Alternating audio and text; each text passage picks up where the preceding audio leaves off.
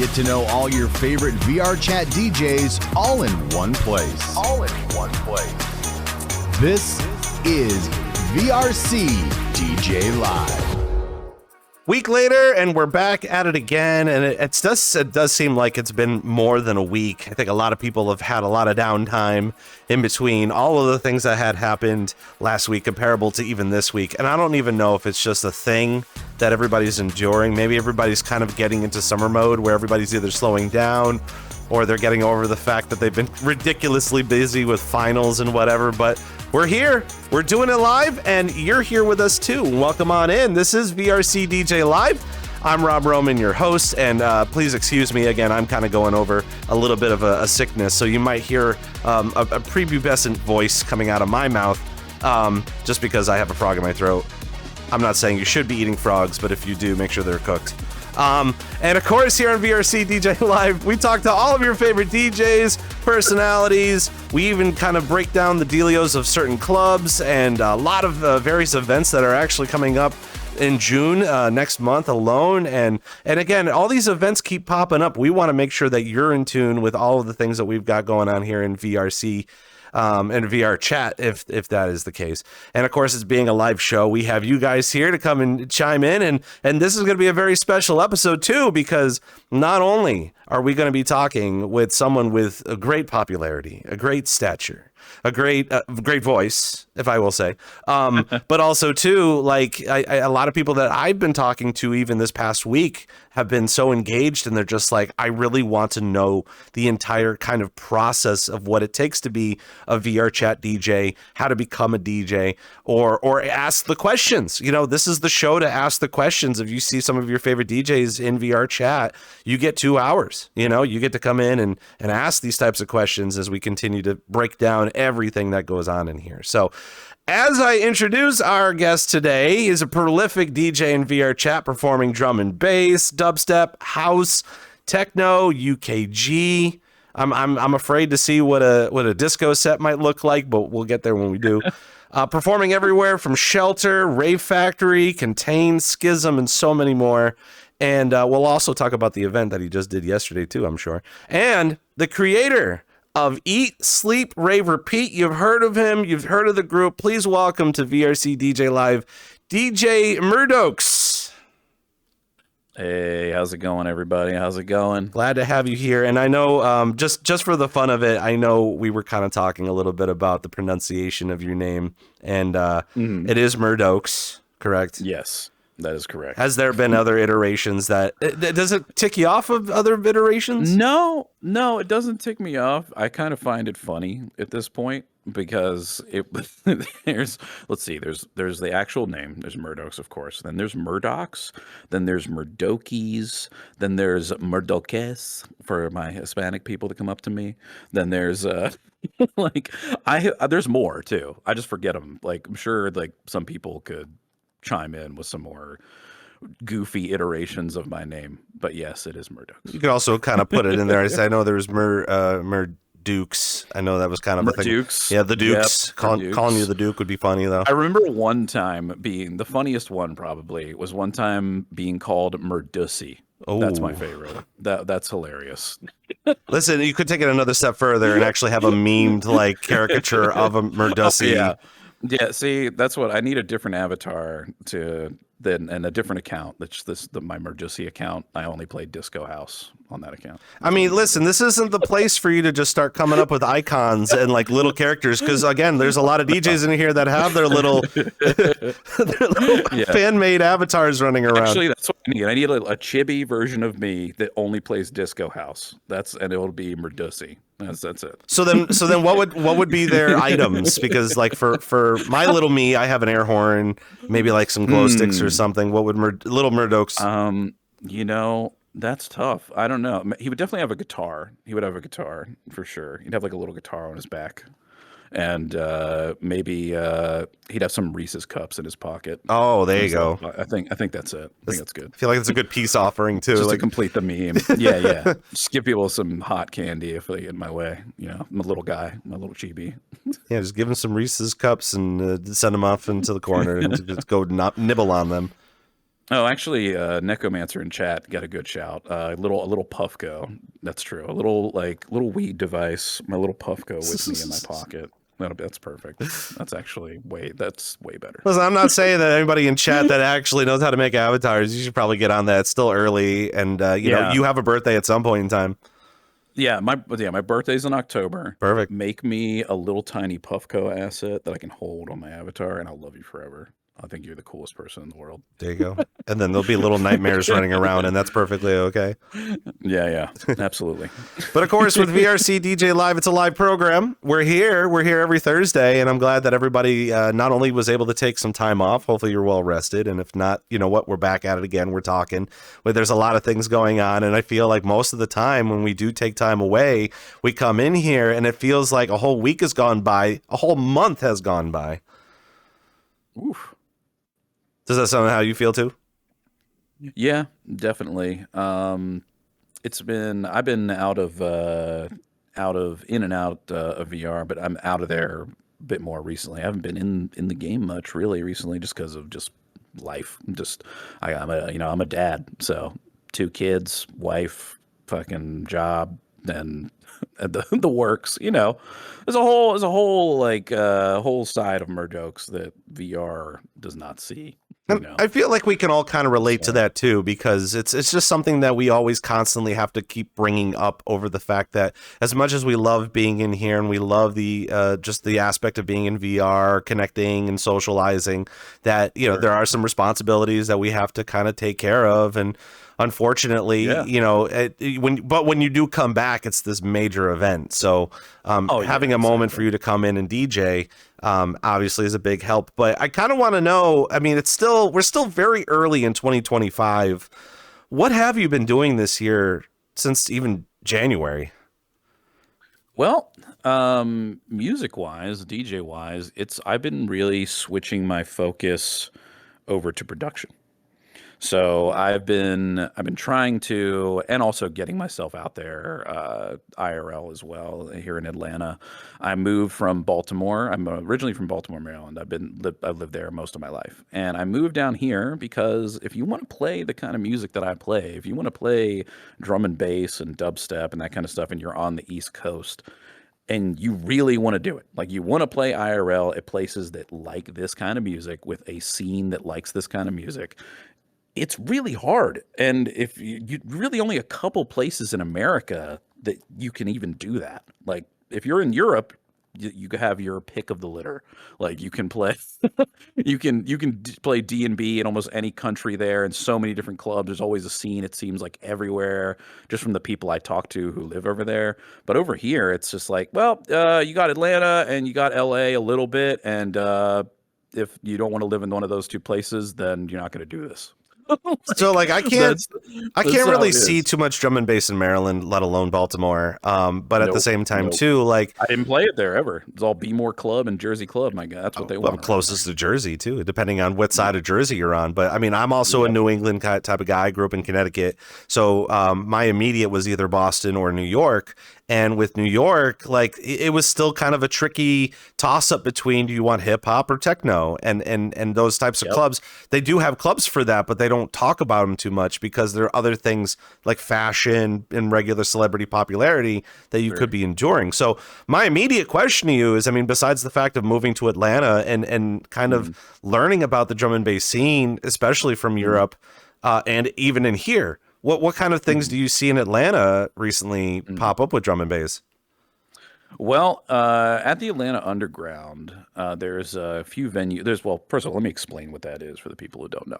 So the Atlanta Underground is like an EDM hotbed of Atlanta. It's this area where there's several venues all within like 2 blocks of each other underneath the ground. It's great. It's fantastic. There's pretty much any kind of music you could want that's played through a DJ deck anyway, that you can find there. And I did find a pretty hefty jungle and D&B scene there at a few different venues. One of them, notably, is called the Lunchbox.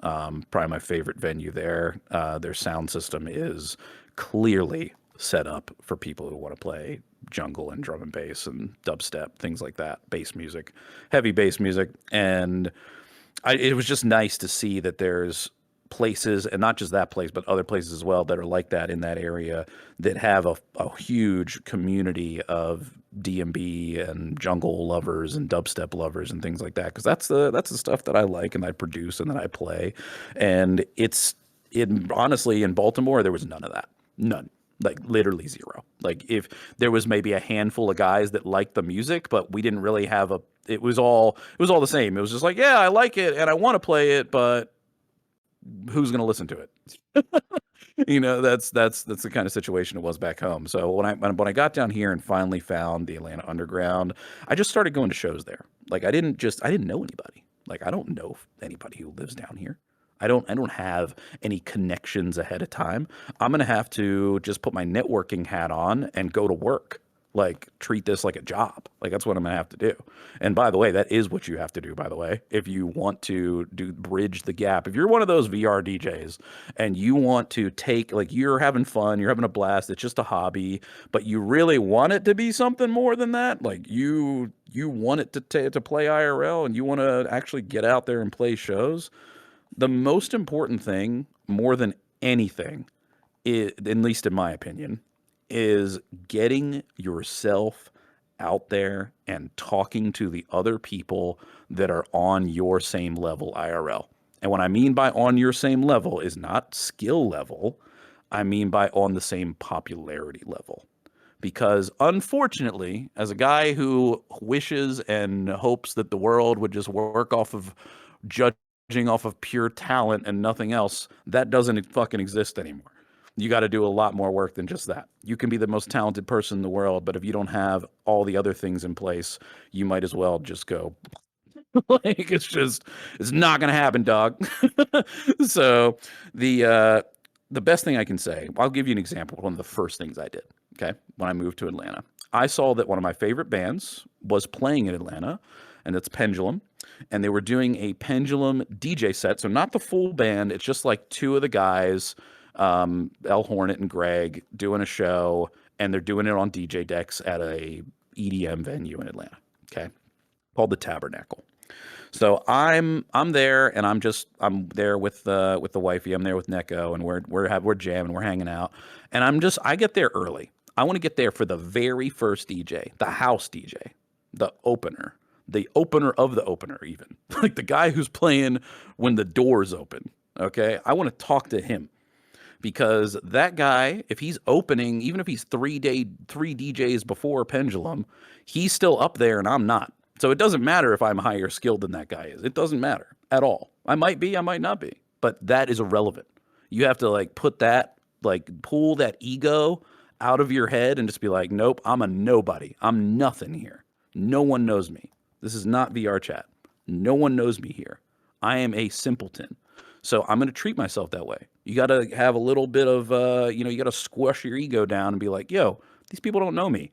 I'm going to try to network with this person the moment they get off stage. No Instagram stuff. And I'm not trying to DM people and be like, hey, I saw you at the show. Like, they're never going to remember that. They probably get a million DMs from people like that. I want to talk to you face to face. So what do? I hung out, waited till he went off stage. Guy just went over to the bar and grabbed a drink because he's the house DJ. And I talked to him for an hour during the next DJ and told him all about VRC, told him about the things we do, told him about, and then showed him like a couple, he was interested. So I showed him a couple clips of like just my DJ sets, like a clip of some cool stuff, right? That I could show him fast. And immediately, just from that one little networking thing that I did, spawned several other meetups that got me to play open decks at a couple places that have the D&B and jungle scene. And that led to another IRL event, and that led to another IRL event. So, that's what I guess the main thing I'm trying to say is, and I could talk about this more, of course, if you have more, if you want to have more questions on it. But the most important thing more than anything is networking and taking that. If you have any sort of if you're in here all the time and you're playing and you're popular and you get that little bit of ego in you, you get a little bit of that big head. No, you got to squash that shit. You're nobody. Go out there and be nobody and then talk to people and see where it goes. You gotta have the charisma and the ability to put yourself out there. If you don't have that, you might as well stop thinking about playing IRL. See, like you.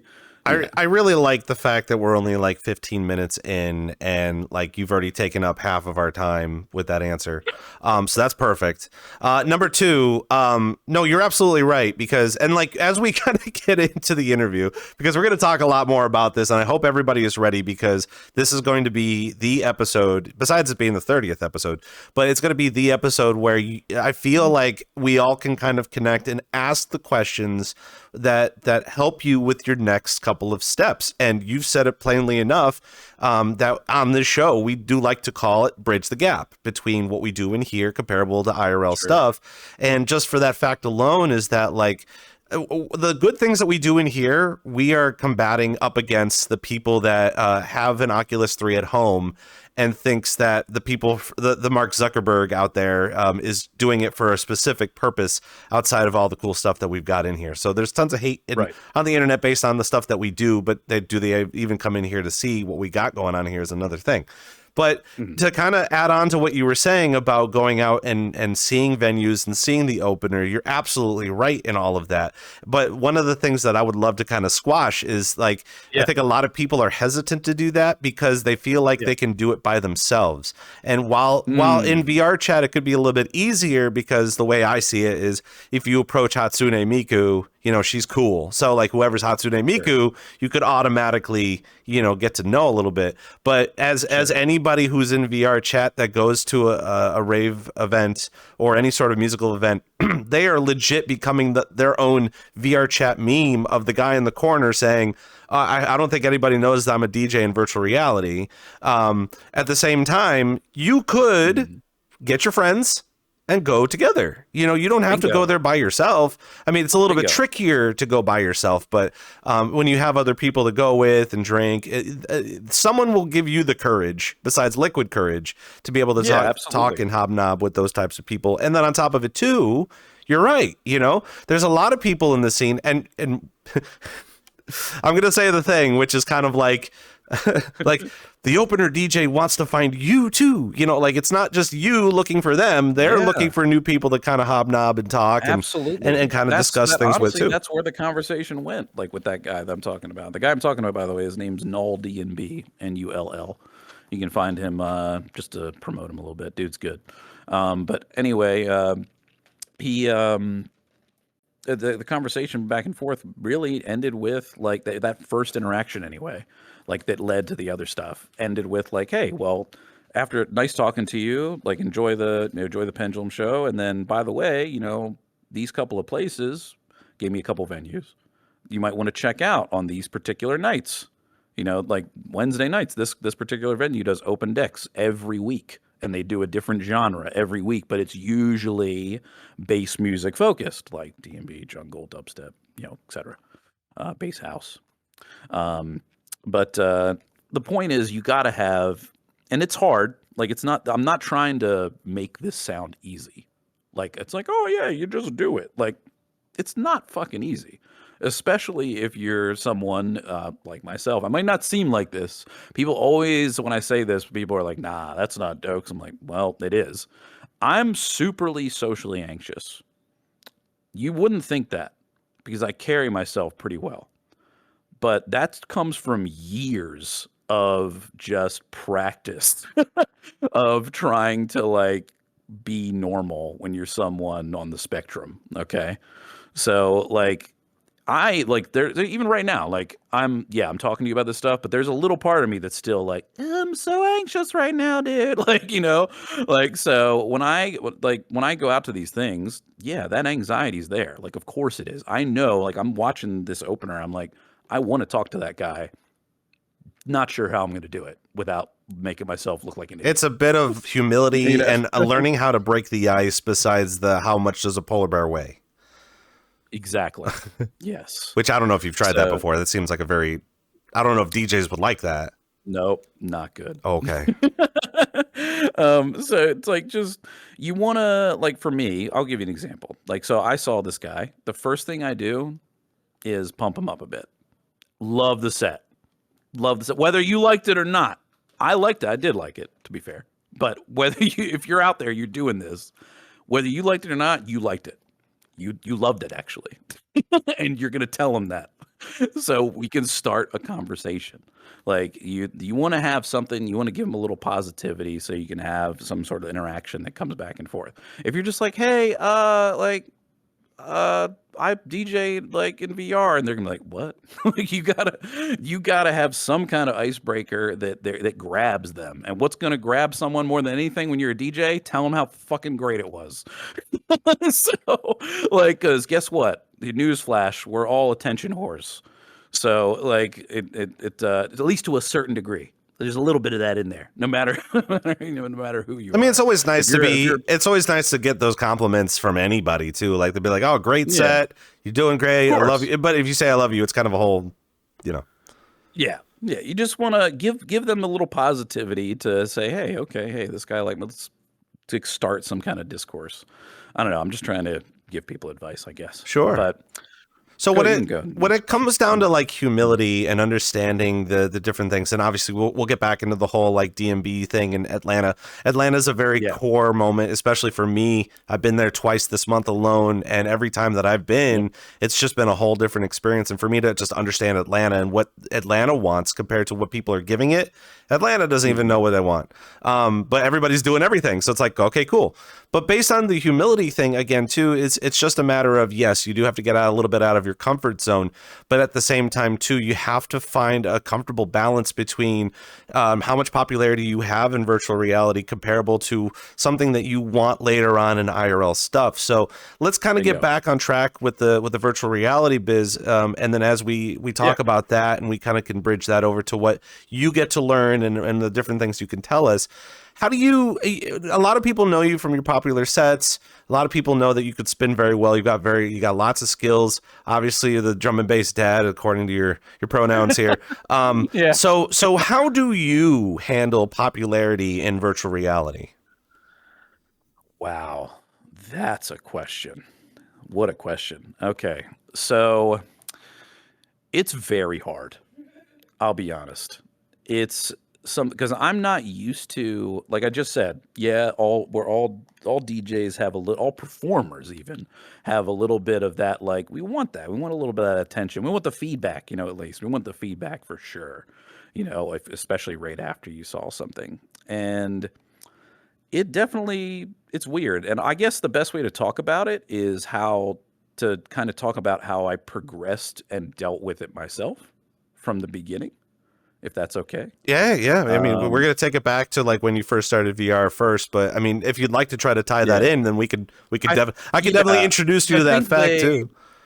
I think they kind of go hand in hand. I can kind of explain both of those things together. Honestly, it makes a lot of sense to me, and especially I think a lot of people in chat are interested to know when you started, what your first avatar was looking like, and also too, when we have DJs on here, we try to explore a little bit about how they came across the rave scene and the DJ scene alone, because we do go back to the boom of 2022 is what I like to call it.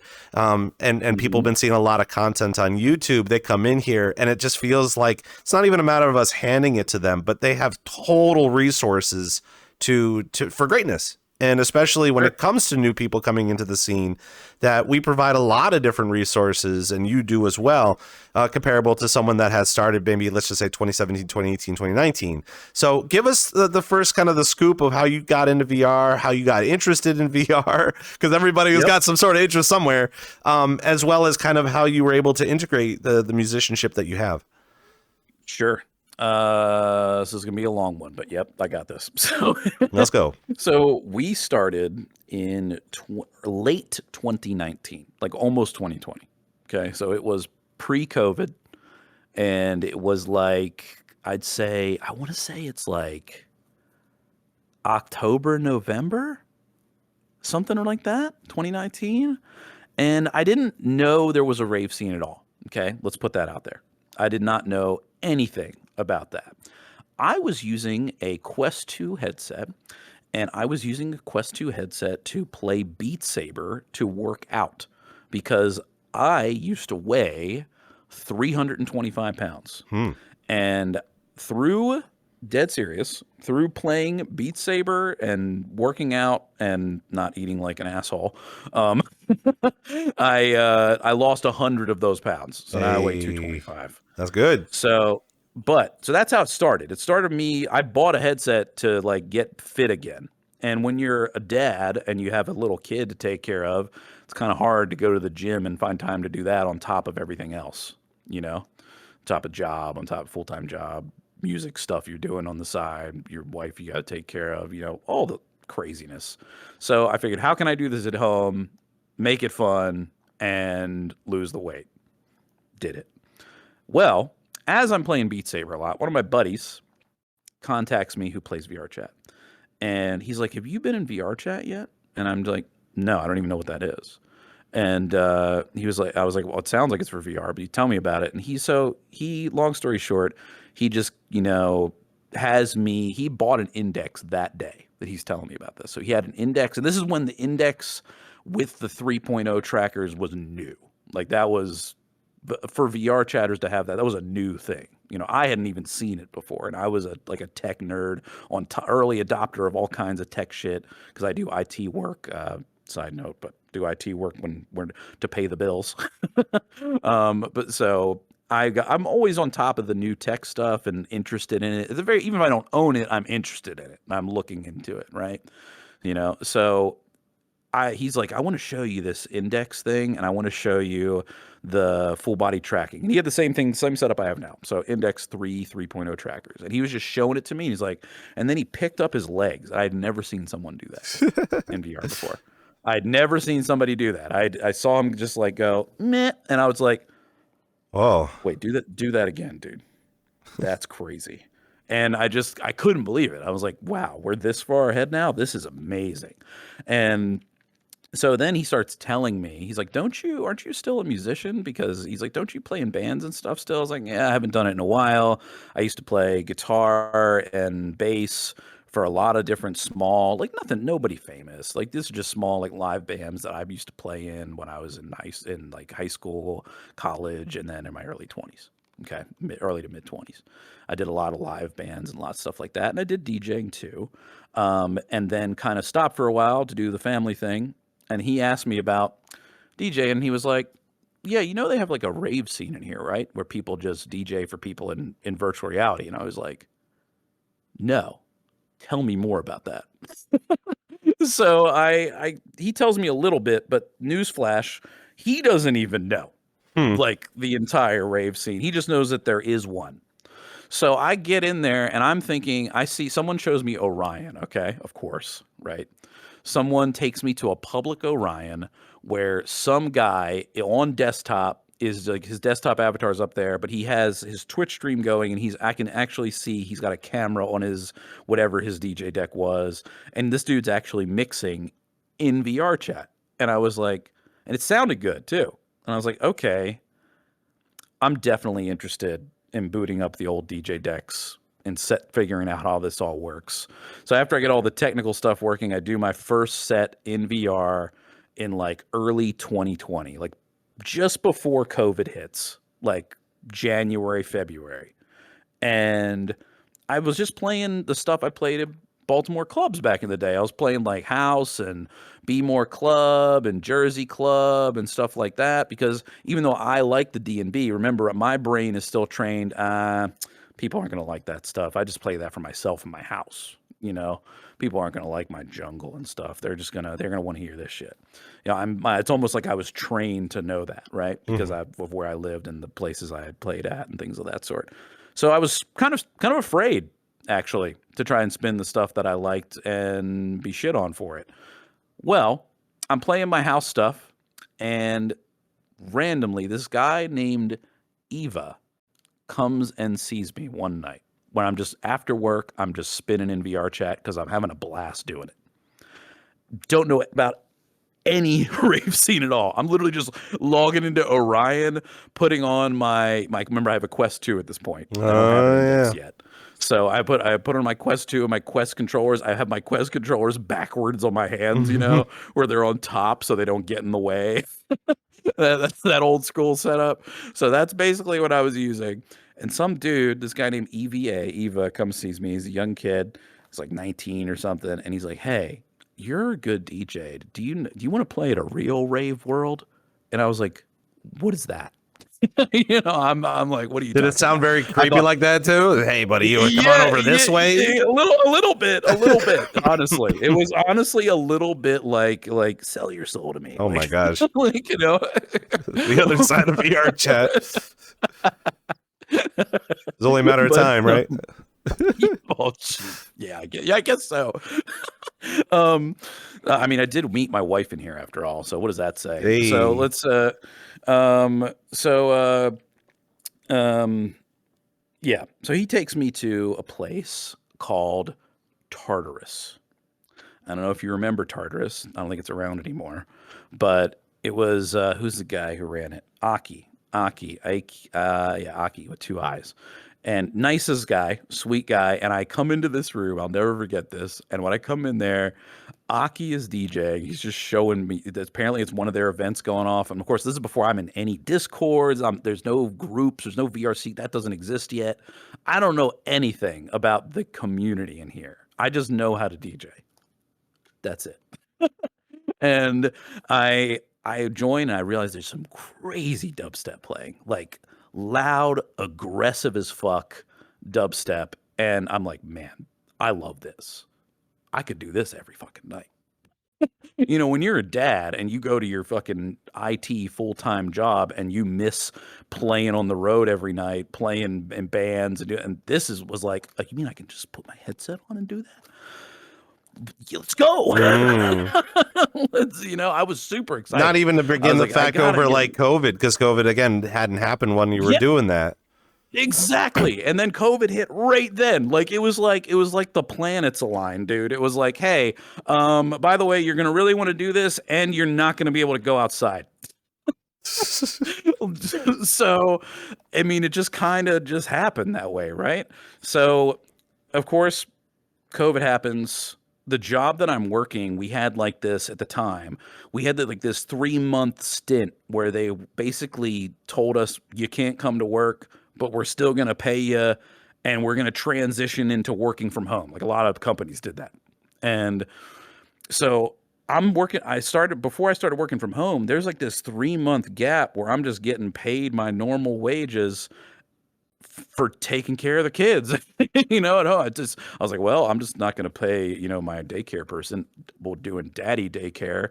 And at nighttime, dad's going to work on music during these couple of months, right? Because we got time to do it. Might as well. Well, basically what ends up happening is I end up playing at Tartarus, and people love this heavy music. I'm like, this is the perfect time for me to try my D&B stuff that I like. So I wait for an event. They book me for an event. They're like, hey, what do you want to play? And I'm like, I really like drum and bass, but the people I've been so like brainwashed to not play it because I've playing shows IRL where people didn't like this stuff that I just never do. So I was just like, okay, you know what? Let's just go for it. And I had just picked a playlist of maybe 50 or so D&B tracks I really love, and then just free mixed them, and people ate it up. They loved it. Most people who came up to me after my set were not just saying things like that, oh, I like your set. They were saying like, we've never heard music like this before. And that surprised me. The only people who had ever heard music like that before were the Europeans that were coming up to me. like they're over there fucking, they're 6 drinks deep because I'm playing D&B. But the American crowd was like, what is that? What the hell is that he's playing? Even the person who I literally married, who I met in here, she was like, the first time she saw me in VRChat, this is years ago, of course. The first time was in 2021, I think. And she came up to me after, she's like, what the hell kind of music is this? I'm like, that's neurofunk. And no, like, so some people knew, but most people didn't. And I think honestly, that's where my surge of popularity started. It was not necessarily that I was showing off crazy DJ skills. Yeah, I was doing like double drops and cool stuff, but nothing like the insane shit I do now. Okay. And I think really what with the draw was not necessarily my DJ skills. It was the fact that um, people just hadn't heard that kind of music and they loved it and they wanted more of it. So I just was like, you know what? It's time to start digging up all the new drum and bass and jungle. So I went into a mode where I'm just like, I'm gonna find all the new stuff that I like, and I'm gonna treat this like I just started DJing again, like I did back in the Be More Club days, where I was digging up that kind of music because that's what people wanted to listen to. I was like, we're gonna do it with the music I actually enjoy. So and pretty much the rest is to kind of sum it up really. And talk about. Sorry, I had to turn my trackers off there. One of them died on me. My apologies. No, I mean you were becoming a chair, and I was trying to figure out why. Yep, that's why I've now become one with the chair. Awesome. But yeah. So to talk a little bit about how dealing with the popularity of that, it's like that's where this comes in, right? Sure. Is in the beginning, it was so hard to get used to. When you just get rushed by like even 3 or 4 people, that was a lot for me because I'm just not used. I'm used to people coming up and talking to me IRL after a set and maybe saying nice set or casually, but I'm not used to the getting bum rushed like you're one of the Beatles. I'm definitely was not used to that, and that was honestly the way I took it was just. One of the first things I can tell the people who are, if you're experiencing anything like this now, is shut your mouth and let them talk for a while. Just kind of like nod, be like, okay, yep. Just, let them know you're listening, acknowledge the person, but let them talk about you for a bit and then interject. I think if it gets a little weird and also feels a little weird, like if a big fan comes up to you or they're fangirling, fanboying, whatever, and they're like, "Oh my God, this part where you did this is so cool," and like I'm just kind of like laughing and enjoying them and not trying to like do any sort of weird ego stuff. That's the kind of stuff that needs to stop in this game, dude. Like, we're in VR. We're here to have fun and entertain people, and I keep it that way. I try to really keep myself humble because at the end of the day, when I take this headset off, I'm just Brendan, So, and yes, is Brendan a very good DJ? Yeah, I think so. I'm not a braggy type of guy, but I do brag about the 1 or 2 things that I'm good at. And that is one of them. So yes, but I try not to carry myself that way. It feels icky. It felt gross. And guess what, though? Here's the kicker. The reason I'm telling you this now is because I had to learn the hard way. Because when this stuff started, I didn't really know how to handle it. I didn't know how to be humble. I didn't know. I was just kind of like, oh my God, I can't believe all these. I was freaking. My head went.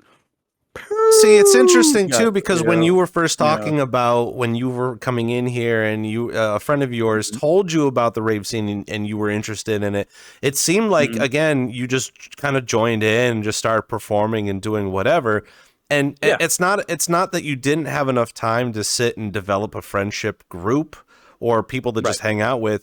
And that's another really funny thing that we can discuss here on the show. That, I mean, it's not anything too major because again, once you're in here and you're having a good time, that's what you should be celebrating, is you having a good time. But there's way too many people in here that really hate on the rave community because it really does seem like all of the time that we're spent in here is just listening to music, hanging out at these events, as opposed to what VRChat used to do several years ago, which was go see maps, go play games, go sit in front of a mirror. So those people can be a little bitter, but at the same time too, like the real reality of how you're saying it is like coming in here and performing and getting those networking opportunities, those business opportunities, as well as getting time slots and whatever. But where did you personally find time to say, okay, where can I start building friendships and hanging out with friends, even more so with the people that enjoy your content, to be a super fan? It was 100%. It started at Tartarus, for sure. That's why I brought that place up. So there was a lot of people in there and to keep in mind, this is, at this point, I don't know about the rest of the rave scene. to Dokes at this time period, I don't know that Shelter exists. You know, I don't know any of that stuff yet. I know this one club, and that's really all. And I'm not in VRChat every day. I'm just logging in, you know, every couple of days or so and trying to play a set and maybe hang out and do some networking and stuff like that, right? That's really all I'm doing at this point. But I met through doing that through those couple of months where I didn't have work, you know, because of COVID. I met a lot of people that were like the same kind of stuff. Like they like the same kind of music as me. They were also producers, you know, and they were not just DJs but making their own music. And we started sharing each other's SoundCloud, sharing each other. Then we started then you know, made several platonic friends over just shooting shit about music. That's like, really, I'm not even like, there's no secret here. There's no secret sauce that I used. Like, it was just like, hey, you like that kind of stuff? I do too. Let's nerd out about it. And that's how it started.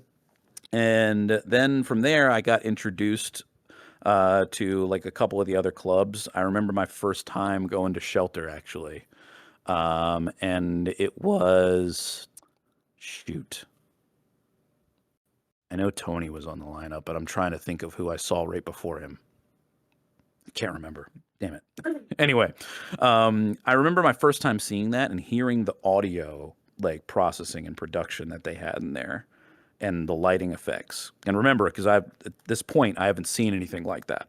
You know, I've only seen like some basic Club Worlds and normal, you know, lighting stuff and things like that. Nothing insane. And then I went to Shelter and I heard how crazy the sound was. And I was like, yo, this is fucking awesome. Because I've got my IEMs in, you know, like I always do when I'm in VRChat. I want to hear the music. That's another thing too. Like when I'm listening to music in here, still to this day, and even back then, in-ear monitors only. Index headphones, rip them shits off the headphone. They suck. Just get yourself some cheap IEMs for $50 and you're golden, by the way. Side note. I remember hearing that and being like, wow, I want to play here. And at some point. And that kind of like took me off into like reaching out to other clubs and venues that were in VRChat at the time. And then eventually that is what spawned Eat, Sleep, Rave, Repeat. This is before groups were a thing, before, you know, people were still joining Discords to find out all the juicy info for what events were going on. No VRC timeline yet. Thanks, Voody, by the way. VRC timeline is one of the best things ever. Voody, you're the man. No doubt. But before all that stuff, you know, you just had to be in the scene. You had to be in the Discord groups to figure out where stuff was. You know, that was it. And through that, I just started DMing people that did the bookings. I would look on the Discord groups and look at who was making the announcements. You know, I didn't know any of these people from Adam. So I'm just messaging them like, say, hey, I play drum and bass. I like doing this VRChat DJ thing. Book me. You know, like I was just shooting my shot, just sending messages to everyone I could, and started playing literally everywhere in the scene. Like after being at Tartarus for a few times, I started playing everywhere for like 2 years. Just anywhere anyone would book me, just because I was having a blast. I was having so much fucking fun playing drum and bass for people and having people go crazy over it. Like that's what I wanted IRL back at home, right? That's what I wanted back then. I wanted the same energy I got when I was playing you know, shredding guitar in front of people back in the day and people going crazy. I wanted that same energy from my DJ sets, from the crowd. I mean, but I wasn't getting it. And that was one of the first times in VR, not IRL, that I got that kind of reaction out of my EDM and playing DMB and dub. And in VRChat, while I had the head the size of a moon. Like I said, I'm an open book, and I will admit at that point, if you talk to me in 2020, early 2022, I definitely had a massive head on my shoulders that I needed to squash. That is for sure. But I learned from it. You know, I learned how to deal with the back to the popularity thing. That's why I'm talking about this. I'm looping that in. So, like dealing with the crazy popularity really is about like learning how to. It sounds weird, but learning how to control and read the room. Honestly, your DJ skills of reading the room and reading the crowd, if you have that skill set, you have the skill set to deal with the popularity. You just have to know, like if, for example, if I remember several times playing it Redacted, shout out Redacted, and love the original Redacted map. That's the one I'm talking about. And I remember playing the after parties there, and they were always a jam, always super fun. And a lot of the times when I started to be the guy that got known that played the D&B after party for people got used to it. And because of it, just tons of people started showing up. And that's where my popularity went through the roof. And that's where I had to learn how to deal with it. Because before I was just kind of winging it. I was kind of like, yeah, hi, bye. Like that's, you know, like I'm like, oh, I was super anxious, not sure what to say, didn't know how to deal with the praise at all. Like just took it to the head and just made some mistakes. Let's put it that way. But then eventually when it got crazy and people like started running up to me after a set and their avatars like, oh my God, Dokes, that was so fucking amazing. Like, and they're just, you know, they're just like coming around the corner here. Yeah, I'm just not ready for it. I'm like, oh, okay, yeah, thanks, man. And I'm like, and you have to learn to be like, hey guys, this is one of the things I used to do. I used to be like, hey guys, I love you all. That's something I say all the time. I love you all, but like one at a time. If you all want to talk to me, I'm down to talk. I'm an easy chill. I would always tell them that. Make it open because a lot of times people who are running up to you and they're going crazy with the popularity stuff, a lot of them are very anxious and they're talking really fast and they're like, cause they just want to get it out. They don't even know if they're going to be able to talk to you. They just want to like, you know, spit out, just blah, just kind of word vomit it out there. Right. Well, what I kind of found a way to like herd these people, be like, hey, yo, like we can talk about this stuff. But and I was like, if you want, also I tell the people if you're listening to me right now and you want to talk to me about anything, never be afraid to DM me. They're open and I will respond for sure. Like it might take me a minute, it might take me like an hour, but I'll respond. And I got after treating several of those like bum rushes after sets in that way, people kind of got the idea to stop bum rushing me and just kind of walk up and ask me questions as the party went on. So me treating it that way kind of molded the audience to be like, hey, it's not good to just run up to this guy and attack him. Just talk to him wait like 10 minutes after the set's over and not the moment the last song stops, you're like making a beeline for the decks. You know, like just stuff like that. But dealing with the popularity over time was definitely hard in the beginning stages and that. But after I developed that little method, it kind of just stayed that way. It can like, and even now, even literally, like I just played a set like 2 nights ago, okay, and for a couple nights, not 2 nights ago. I'm sorry, what was our event? I don't know. It doesn't matter. The last Eat, Sleep, Rave, Repeat event. It was an 80 full lobby with a queue, and I'm playing the last set, and a bunch of people ran up to me afterwards, but they didn't say anything. They just kind of wait their turn to talk, and it's kind of nice. I'm just like, and I'll talk to them. I talk to all of them. That's something I will talk about.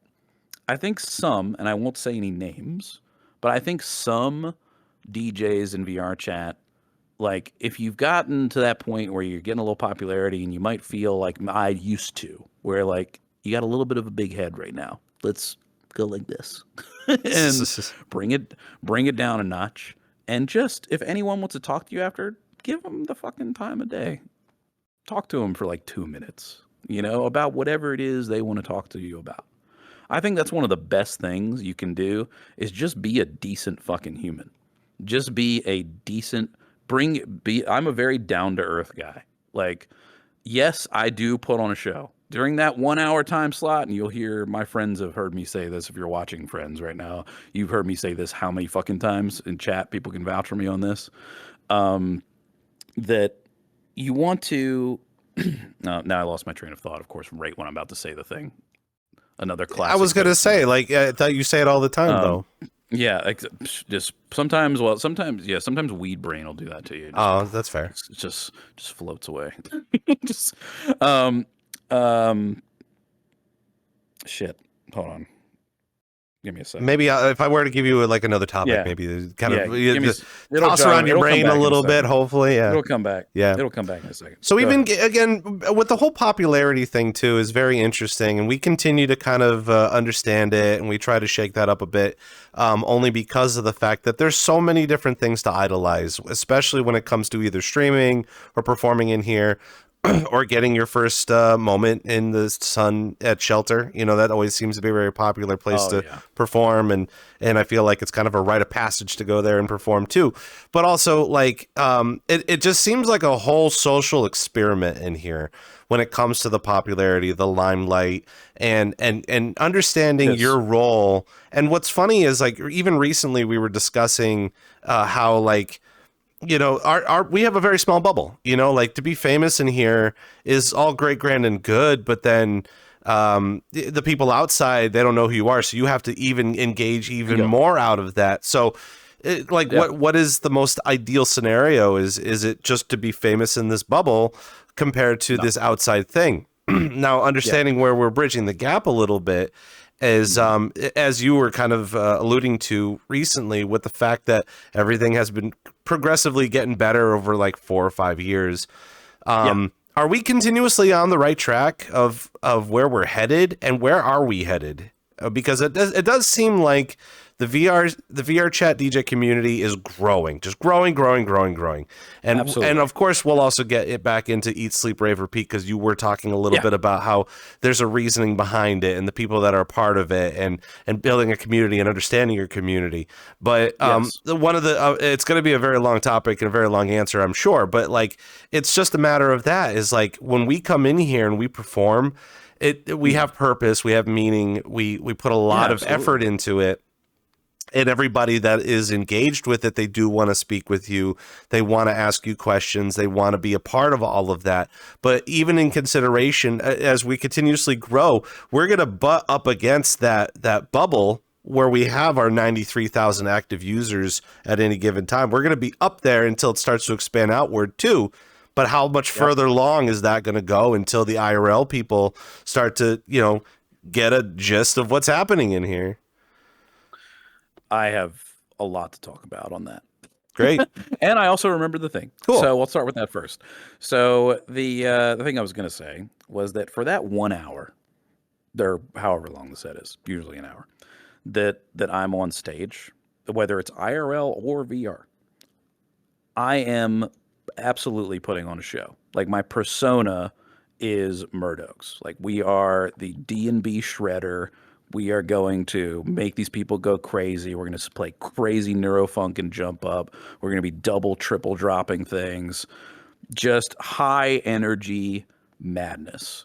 Okay? That is what the Murdokes show is. The moment that last song gets paused or stops, that persona, like a light switch, goes, pew, gets turned off. And it took me a long time to be able to do that. That was the secret for me in dealing with the popularity in the end, was the ability to realize that the moment I'm stepped down from the DJ decks, I'm just Brendan, man. We're just me, you know? So, and just being able to have that mental wherewithal to be able to tell yourself that, it helped me deal with the popularity a lot more and not be so anxious and not be so overwhelmed by the number of people that wanted to talk to me. You know, I'm like, oh, they're just talking. You know, I'm not Murdokes. I'm just a guy. You know, sure, we'll talk about the music and stuff, but you're not going to get the guy on the microphone during the DJ set that goes, you fucking ready for this triple, you crazy cunts? You know, you're not getting that. You're getting, all right, we're chilling out now. You know, like, you know, we're back to normal self. But based on more of what you just said, the question you just asked about the community and how it's growing and how it seems like every day, every week, there's a new like sea of DJs. Literally, like we're not talking to one or two. We're talking like, oh, these are 5 DJs that I saw on a lineup or of a poster somewhere, and I've never heard their names. And I know a lot of people in here. I've been here for years, and I have had the same friends list. Not once have I changed it or deleted someone just because I'm not in here a lot. Like when I am in here, I want to talk to see what's going on. It's, you know, I want to see what's going on in the scene. And back, I guess the best way to talk about the scene growing and exploding. Actually, no, we'll talk about it a different way. So the way I honestly, for Eat Sleep Rave Repeat and booking events for Eat Sleep Rave Repeat, I typically look for the people that are playing the kind of music that we play, which is, you know, your bass heavy music. It's just the drum and bass, it's the dubstep, it's the UKG, bass house, et cetera, et cetera. You know, if it's bass heavy music, that's where it belongs, kind of situation. And I'm always looking for new people. Always. I don't care what skill level they are either. I don't care if they bought a deck yesterday, and if they have the passion and I see, like, I go to a set of theirs at some rate, wherever, it doesn't matter, some venue in VRChat, and I'm digging it, then yeah, let's book them. I literally have a document on my computer. It's just a notepad with people that I randomly will stumble upon in VRChat that I've seen sets of. They've been on the same lineup as me. I'm hanging out at the event, listening to their set, and I'm like, damn, that's good. I'm part of that person's name. I want to book them for something later. You know, so it just amazes me that it keeps growing, and it's not the fact that it keeps growing. It's not like it keeps growing and it's like, oh, there's only a couple of good DJs though. It's like, oh, there's all these DJs, but only like 10% of them are worth listening to. No, there's a shitload of talent in here. It is crazy the amount of talent that exists in VRChat alone, and by these people who, if you ask them, most of the DJs I'm talking about are not like me, where they're trying, you know, they're not at the stage where they're looking to play IRL. They're looking to, you know, do like streams outside of VR all the time. They're looking to just have fun in VRChat, but they're excellent. Like they could be playing IRL if they put in the work and stuff, right, that it takes to be able to do all that. But it's crazy. The amount of talent in here is amazing. That's all I really want to say. The amount of talent is off the charts. And I really think, as far as the growth of the community is concerned, really all the community needs is just more. We just need more, and also like more. Every time I see something new in Unity that causes, no, I'm not a Unity guy at all. Okay, please don't ask me about anything about Blender or Unity. I'm fucking ridiculously know nothing about that.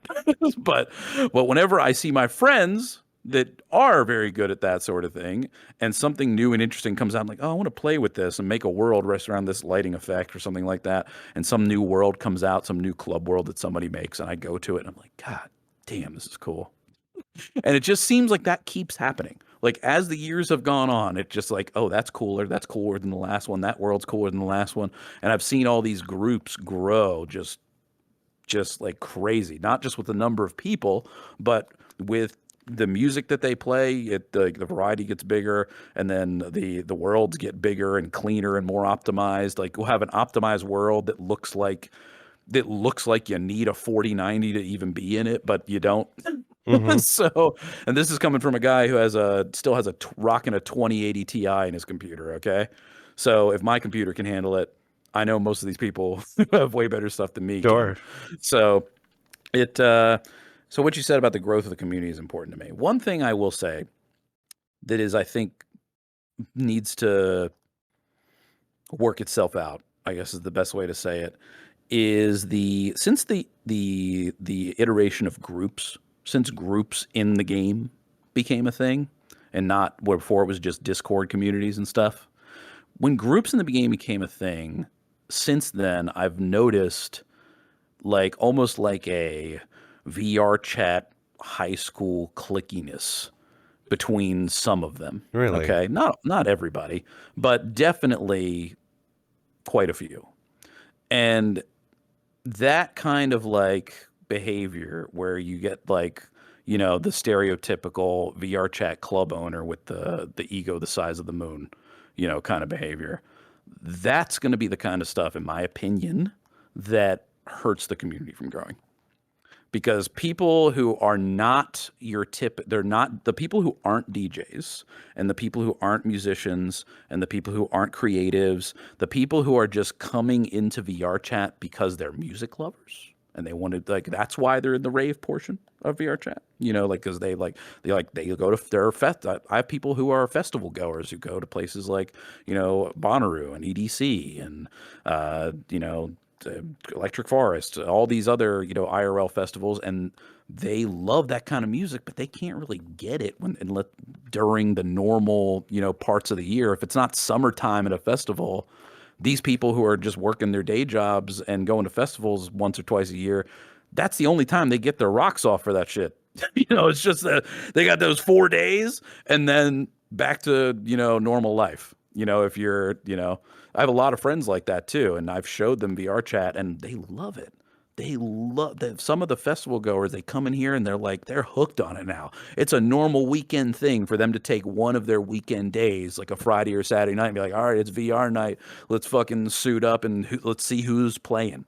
And let's go see some DJs. And you know, it's funny that you bring that up too, and I want to kind of add on to that as well. Yeah, and sure. One thing about our community, the rave community, the DJ community, again, vast. It's starting to continue to grow, and it's stuff like this show. It's stuff like a lot of the videos. I mean, I know Refuge alone, they love to make their own versions of the videos to push up on YouTube, and you just have constant content about what we do in here. And I'm also pretty sure aware that the development team knows how passionate we are in here to continue doing the thing. But as I alluded to earlier, there's still a lot of people within the VRChat community alone that have a hard time with the inflation of the DJ community. And for someone who came into the scene where there was no DJ community and we were just operating off of memes and we were operating off of like avatar culture and making map culture. And I'm not saying it's all prehistoric, but at the same time too, it does not, there's no day that passes that one person is not a part of our community, in our rave community. Yeah. And from the outside in, you have the DJ community, and then you have the RP community, and then you have the Golden Gator. They kind of just doing its own thing. But sorry, it's too funny. But that's the thing though too, is just like, as our community continues to grow, do you think it's going to get to, is VRChat genuinely just going to be turning into VRCDJ, or can we try to find a nice common balance, as opposed to it's kind of a requirement? I can definitely, I don't think it'll be a requirement. No, I don't see it becoming that way. I still think that part of the scene, even though it's growing, is still very niche. You know, it's still very, for the community is still very niche. Like you need more people. You need, in order to get to a place where I'd start maybe worrying about how big it's getting, I guess is maybe the best way to say it. Maybe is here, let me think about this.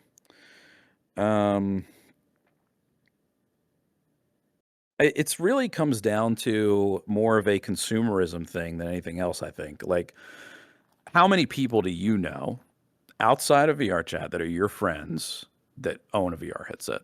Any VR headset, right? Think about that question and be like, and for me, at least, for the ones that aren't already here, the answer is 1 or 0, and that's out of a good chunk of people, you know? So I think until the VR headset becomes something that is a piece of hardware becomes the new PC. I talk about this all the time. Like, because I'm 37, right? I've been around the block for a minute. Okay. I remember when I was like in the in the late 90s when I was like 12, 13, and there were, the PC, the home PC was even in high-speed internet. If you had high-speed internet in 99 or 2000, you were one of the very few people that had that. Very, very few. Like it was not something that was the norm. So basically what I'm trying to say is I think you have to get VR, forget VR chat for a second. I think you have to get VR to a place where it is the new norm. It's the new home PC. Once you have that, whenever, and it's going to happen, like whenever that happens where a cheap, mass produced, and I do mean cheap, and mass-produced VR headset comes into play where you can have productivity on it, meaning people who are working every day are starting to buy them because it's that good to be productive with it. To have something like that on your face and like kind of like the Apple Vision Pro. I've had a couple buddies that have the Apple Vision Pro and have gotten good with the gesturing and stuff and have been able to turn like just be super productive now that they've gotten used to all the things that how it works. So once I think it's going to be a while, but once it gets to that stage where you're starting to get more users because of it, and it's becoming, and more people find out about it because of that, that's going to be the moment where VRChat, I think, in the rave community especially, defines itself. I don't know what the hell is going to happen. But I really think once you get once the next 2022 happens, you know how that you just talked about that. Yeah, the boom of 2022. Right. Yeah, that big boom of people, right? There's going to be another one of those, is what I'm saying. And whenever that is, yeah, I think that's when we're going to find out where it leads us. But I don't really know like how to even tackle it or deal with it. I really think one of the best things is just if you're a club owner, if you're a VRChat club owner and you're trying to book DJs, make the effort to go out and listen to them first, please. Make the effort. If there's going to be a huge sea of DJs, right? You're going to have your pick of the litter. There's so many, even right now. There's so many club owners that just DM someone, they're like, and they've never heard them. They've literally never heard their music. This used to happen to me all the time before I got super popular. They'd be like, "Oh, we want you to play," and I'm like, "Do you?" And I'll like, "Oh, why? I'm curious. What do you want to book? What kind of music do you like? What do you book? What do you want to book me for?" This is before I was known as the DMB guy. Okay, and so I would ask people just as a courtesy, what would you like to hear? I play all kinds of stuff, and most of the time they wouldn't even have a preference. They just wanted me. And I always thought that was so weird. I'm like, doesn't work like this IRL. Right. Like it's you just a lot more work. So I'm just like, okay, well, yeah. But what I'm saying is to the club owners of the world out there, do some due diligence, dude. If you want your club to be successful, and you're not just about the VRChat high school clout chasey bullshit, because that's what it is, and you're about the music, then go have some respect for the people you're booking. Go listen to that new kid who's brand new. I don't care if he's brand new. Listen to his whole set. And if it bangs, book the kid. Like, that's all there is to it. I really think people take way too much of a weird approach on this and try to like, oh, I got to book this person because they've got the clout and this. Fuck that. Fuck all that. This is VRChat. This isn't the real world. You're not trying to promote your club by booking Calvin Harris. We're trying to just have a good time and throw a cool party. That's what we're trying to do. And I think we're still in that, like, it's cool kind of stage to be able to do that. And one of the things that does scare me is once it does get bigger and potentially more corporate, we don't know what's going to happen with that kind of stuff, but you know what I'm talking about. You've been in this kind of scene long enough to know what I mean. Sure. And that that's the scary thing. And right now we're still in the stage where VRChat is really fucking cool, man. And this community is so fucking cool to be in and have fun with and just have a blast. Just enjoy it. And I think people take it way too seriously sometimes and really just need to focus more on why they're doing it. Are you doing it for the music? Are you doing it to throw a cool party? Is a little bit of both? Are you doing it for some other side of things? Are you doing it to throw NSFW events, which is fine, by the way? What is your thing? What is the thing that you are doing? Find whatever that is and commit to it and be genuine to it instead of trying to play this silly clout game that a lot of people do. We also have a nice little comment in the chat too as well. And again, this is a live program, so everybody is more than welcome to not only ask your questions, but we'll have some nice serious conversations between everyone in chat and our guest here today too. But again, I think it's a great platform for many mediums of creative networking and creativity, assuming that we can coexist peacefully. And that's one thing. That's another little hurdle. Mm-hmm. It's not really much of a challenge. I mean, there's a lot of drama. I think every community has some sort of a drama something or some sort of a gatekeeping, sure, of course. Or goat keeping, I guess you could call it. But that's goat keeping. But at the same time too, like you're gonna want to try to learn those hurdles anyway. The way that we're DJing in here, it's a learning experience to not only learn to DJ, but there's all those little networking aspects that we're going to be getting to in a moment with the DJ school that you got put together, as well as Eat, Sleep, Rate, where people will get into that as well. And all of this is super important for us to understand within our community. And I hate that we have to kind of sit down and have a little 2-hour schooly session here on the program. But at the same time, I want to make sure that we're all in check. I want to make sure that we're all good because it only takes one. With every Mario, you have a Bowser, and Bowser's sitting on top of his castle being evil and wahaha. But at the same time, you don't know what Bowser's going to do. We don't know what Bowser's dreams are besides capturing Princess Peach. We don't know those, and when that happens, what is it going to start a family? We don't know that, but we got to learn. And that's part of it. This is VRC DJ Live. We're sitting here with DJ Murdokes for about another hour or so. And man, oh man, we have a lot to talk about even within this hour alone. But even more so, like I know we were kind of early talking about it about a day ago. And I want to bring up this quote because it has been kind of like it's been kind of unfolding itself, unraveling itself over the past couple of days, especially after that quirky article that was written about us about a couple of weeks ago too.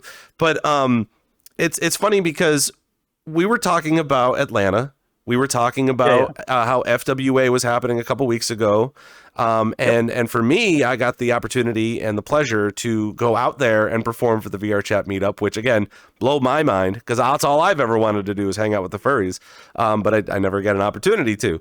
And even more so, you even were like, oh, I was doing my own event somewhere else. And I'm like, oh, I mean, shoot, that's cool, but at the same time, too, I think a lot about the opportunities of the DJs in here and the things that they can do and how we learn all sorts of different skills in here. And how we bridge the gap between performing in here as a hobby compared to people that want to get money and do stuff IRL. And even considering with FWA, too, is about 90% of the fur DJs that were performing for FWA were from VRChat, and they constantly perform there to a massive following. I think they had a whopping 17,000 attendees with about like 80% of them from VRChat. So like those are some real life skills right there. And getting into what you were talking about, Rue, this is a very fun quote that Rue said on this article. I don't know how accurate it is, but it's been spreading like wildfire.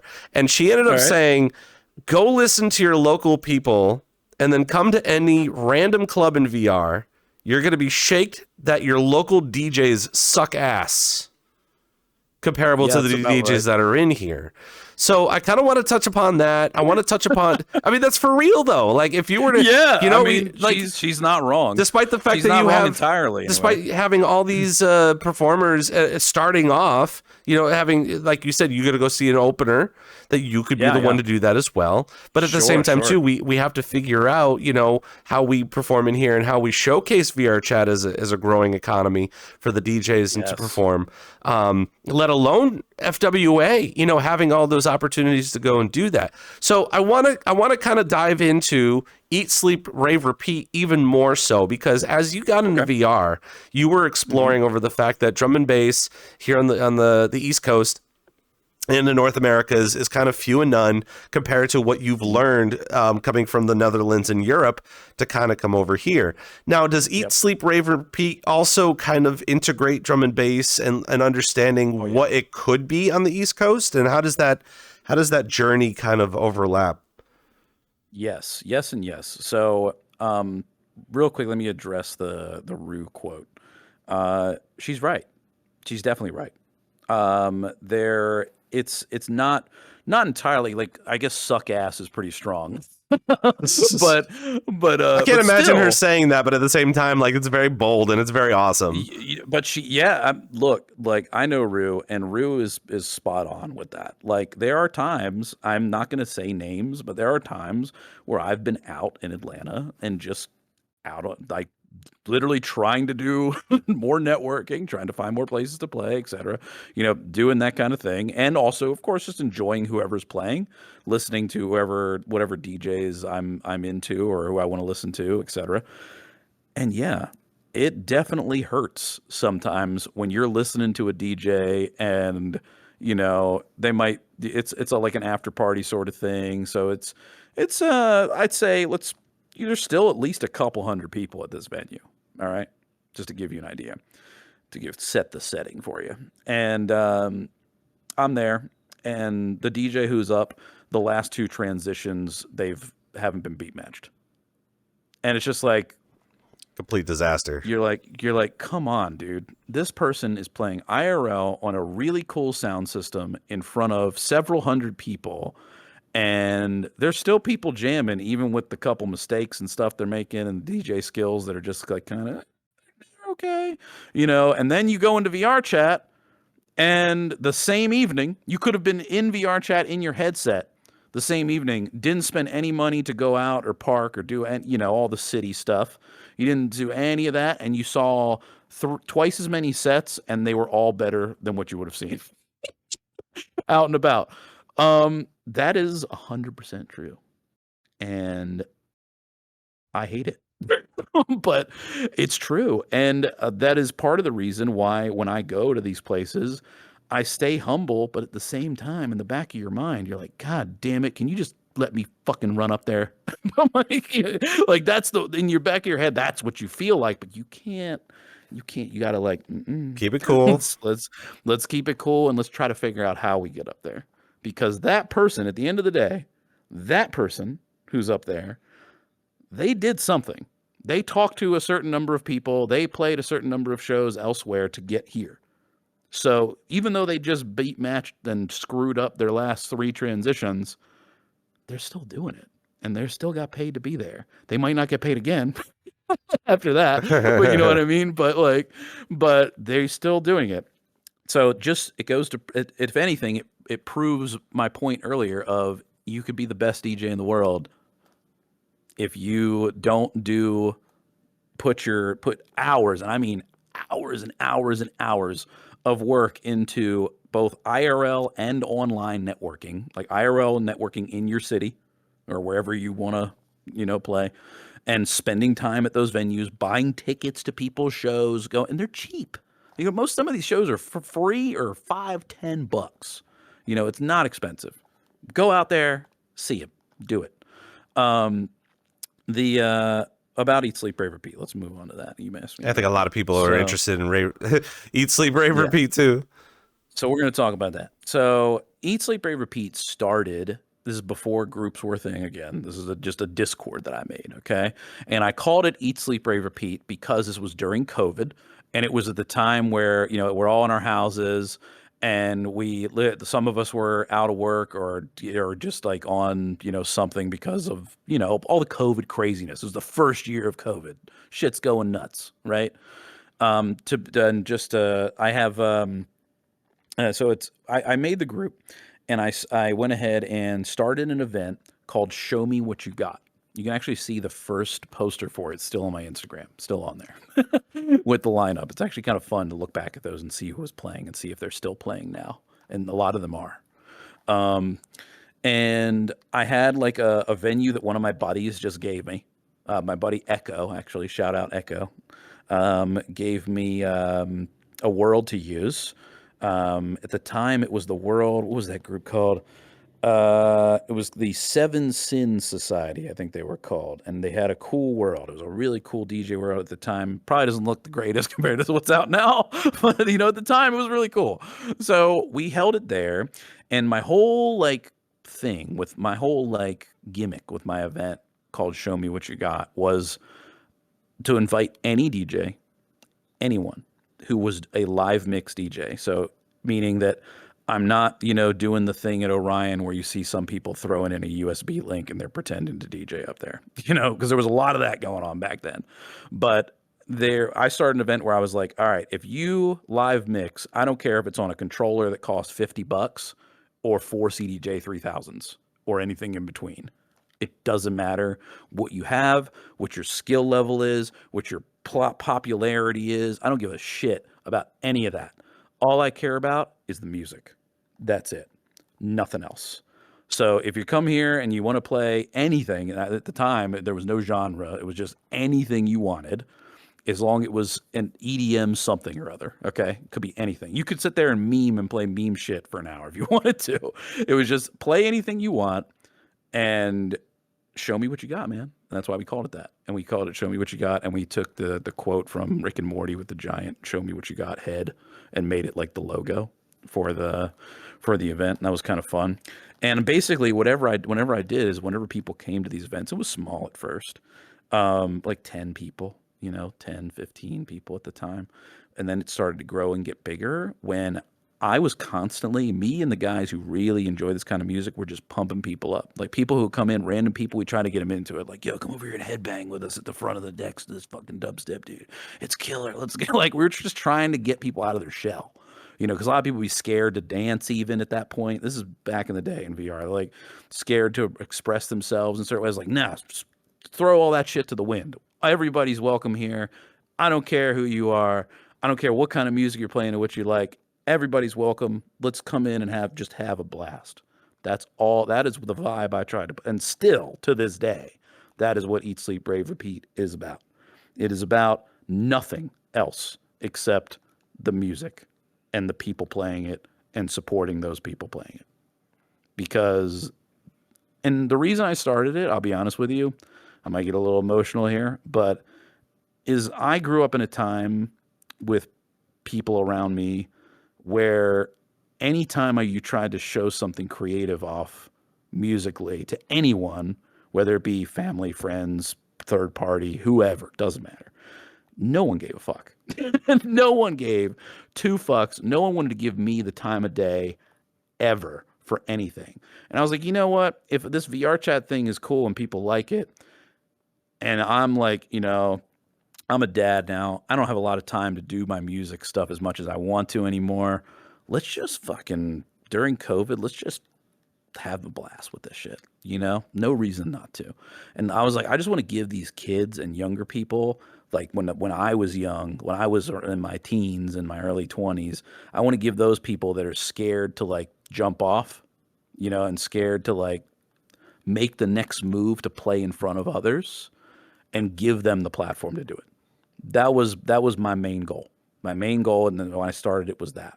Now, fast forward, and we have now opened of course, the Murdokes DJ School, which I'm sure you want to ask me about, right? Sure, yeah. Repeat. All right, you want me to just go? Well, I was gonna say that you're showing your rave dad. Yeah. I'm sure you know this.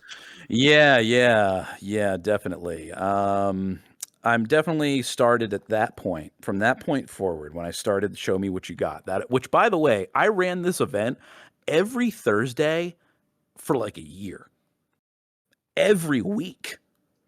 And it started just with like a little tiny bit of people, and then it just exploded. Like every event was full. I don't even think it was 80 people then. What did it used to be?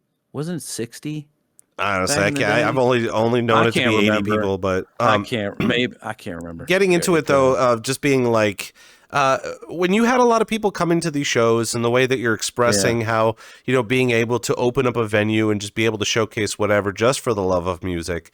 What's so interesting for me is during that time, I really wish I could have communicated with a lot of the other groups. At the time, I was a little nervous reaching out to a lot of the groups because I always thought that they were a little bit farther along than I was. But at the same time, Right. who am I to be like rolling up in there being like, hey guys, have you heard drinking night? I don't want to say it like that because the obvious is they're going to flip their lid and I'm going to be like, well, I don't know what else to say besides, can I play with you guys? Something like too. But you still have a lot of people that come to Eat, Sleep, Rave, Repeat looking for advice, looking for ways to get into the community. And as you were saying, that's kind of how it kickstarted the DJ school. But what were some of the reactions of those people that came to those events? What were they asking for? Were they asking for advice of how they started, how you started making this club? How do you even start DJing in VR? What were the kind of responses you were getting? I got a lot of different viewpoints. So definitely to piggyback off of what you just said, there's tons of just beginner DJs, of course, that were coming up to me, or people that were interested in doing that had no clue how to do it, didn't even know where to start, right? And I had a lot of people that didn't really begin, by the way, until like a year and a half ago. Like when people started actually coming up to me and asking me, and this is after Eat, Sleep, Rave, Repeat is in full swing. We're running events once or twice a month, and they're popping off. We're having a blast every time. I'm always looking forward to it, right? And then people started asking me just about DJing, and then I got more questions on. I started to do streams with a hand cam. So basically, when I was DJing in VR, I was in full body in VR. And I had my visuals up, but in the corner of the screen, if you were paying attention, you walked up close, there was a hand camera, just a webcam on my hands and my DJ deck so you could see my software. Because I have a standalone deck, so you'd see my screen with my waveforms on it, and you'd see my mixer and everything else, and my hands. And you could see everything I was doing to create the sounds they were hearing. So they start seeing me, chopping faders and like working with 3 songs at a time and doing this. And their people start realizing how I'm creating the drops and how I'm creating the musicality to the mix. And from that moment is when I started to get people ask me to teach them. People started asking me to do it. So, and then I was like, and I didn't really have the time. I didn't. I was too busy with work, too busy with other stuff. And then I had one of my IT contracts, or we've talked about this yesterday, fell through, and basically just due to some bureaucracy, nothing much I can do about it. And I was out of a job for like 6 months straight. Well, during those 6 months, I was like, I gotta do something while I'm looking for work, and that's not just hanging out in VR. And I can't do that because I'll just, like we just can't do that, dude. So I need to find something to. And then people kept asking me about the DJs, like teaching them to DJ. And I had one of my friends, okay, a good friend of mine. I'm sure you've heard his name, is Stay a While, okay, and he's a pretty well-known house, D&B, techno, Jersey, all kinds of shit he plays now, DJ in here, and he's played it all a ton. Well, a lot of people don't know this, but I started teaching Stay a While from literally step 1. Like, this is a fader. Mm-hmm. This is what it does. And he had this little deck, this little 2-channel deck, and I wasn't, this is before I was like charging people for sessions. I was just doing it to be nice, and I still had a good chunk of change. I wasn't worried about money personally, and I was like, you know what, I'm just going to do this for a few friends, okay? Give me something to do while I'm trying to find work and try to get me out of that depressed headspace, of being in between jobs. That fucking shit sucks. So right. I started doing that, and he loved it. He obviously, because now fast forward a few years and you went from having a 2-channel deck that the man now literally has the equivalent of CDJs that Denon makes, the SC6000s, and has, I think, at least 2, if not 3 of them, and then a big ass mixer. So that dude went from hobbyist to, I want to fucking do this. You know, like you're spending real money on this stuff. We're talking thousands upon thousands for this gear, okay, versus $250 for this little thing over here. Sure. So after that, and after he enjoyed it so much, and he kept like pumping, I thought he was just gassing me up, but he was like, no, he's like, Dokes, you got to understand, like, you teaching me how to do this and have everything you've sat down with me and showed me how to do, like, it has improved my life so much doing this stuff and having so much fun doing this, that you should be doing that to for like, he was the one who gave me the idea after doing it, helping him, and I was like, all right, well, maybe when I have more time. So it got to a point where that happened. I had more time, and I was like, all right, how am I going to do this? I want to be fair to people, but I'm going to have to charge something if I'm going to be doing this for several hours, you know, with each person, because that's about how long it takes. I don't want to do this. I don't want to do the BS where it's like, oh, I charge this much per hour, and the moment that hour ends, you immediately owe me more money, or we stop. Fuck that noise. We're not doing that. I want to be able to supplement my income a little bit and help me out a little bit while I really help them out. Okay. I'll give you an example. One of my students, literally right before I came here, right before this, I was doing like a 2.5 hour session on drum and bass. And we were talking about the mechanics of jump up and neurofunk, and really getting into the nitty gritty of analyzing like these tracks and how to combine certain things, like really digging deep. Okay. And he's been one of my students for over a year now. Okay. His name's Musical Story. If you've seen it, I did a IRL B2B with him. The one in Atlanta, that was with him. We had a blast.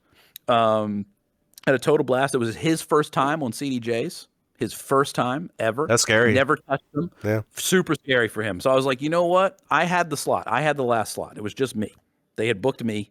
And I was like, if I can talk to them and make it a B2B with you and me, and that way your first time is on CDJs is with me guiding you. Like I've done this tons of times. I've been on CDJs.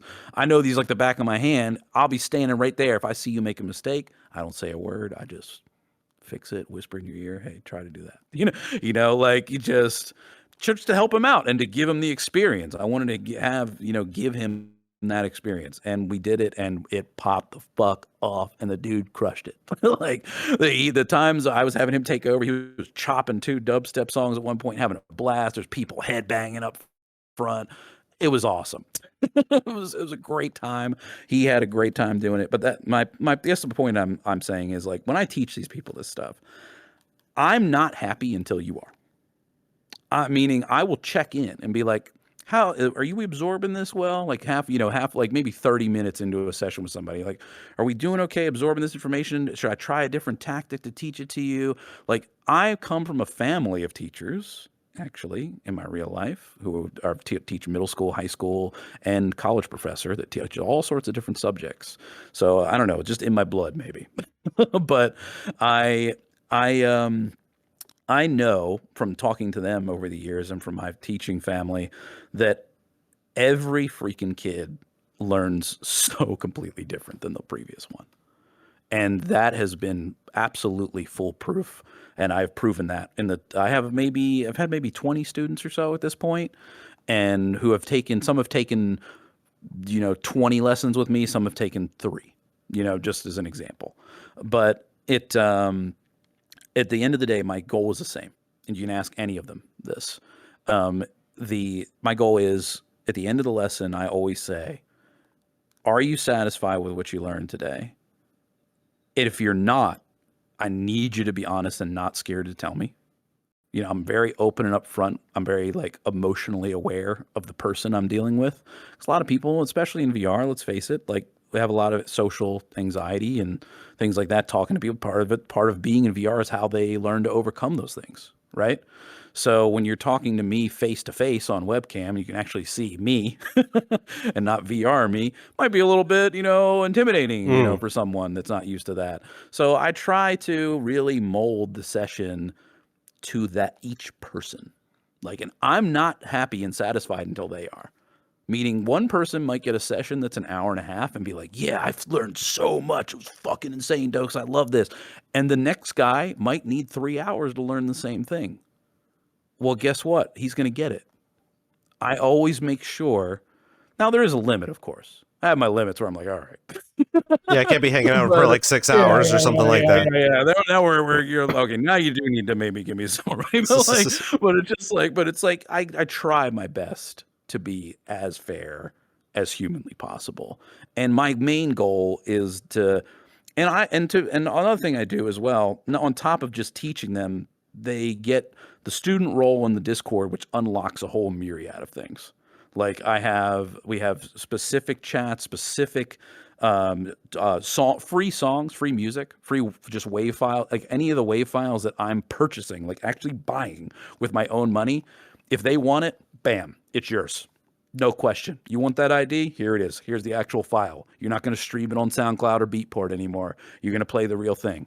And the reason for that, too, is because if they want to make that transition to IRL, you can't stream your music on real decks. You got to have a USB stick with the files on it. So I'm prepping them for that in case they want to. They might not. They might never want to do that. But if they do, they'll be ready. They'll be prepared. And that's to loop this in. I know this is something you wanted to ask me about, is prepping, like having that prep to transition from VR land to IRL land. And we talked a little bit about it earlier, like with the networking stuff. I like how you're jumping the gun here. Yeah. Oh, well, is that okay? There's some other things that I think are super important for us to kind of dive into. Okay. First of all, let's do that first. Yeah. I mean, listen. You still have about 23 minutes or something like that. We still got plenty of time to get there. I'm kidding. But no, you're good. But I also want to be able to give you your kudos as well, because I think a lot of people, while they can imagine a life, or maybe they don't, they have a hard time imagining a life without any sort of music going on in VR or DJing or rave scene or something like that. Just because we're so engraved into it, we're always kind of, or ingrained to it, I guess I would probably say. But like we're constantly in it so much so, and we've talked with other DJs on this program about peer pressure and understanding, well, if your friends are doing it, then maybe you could try it as well.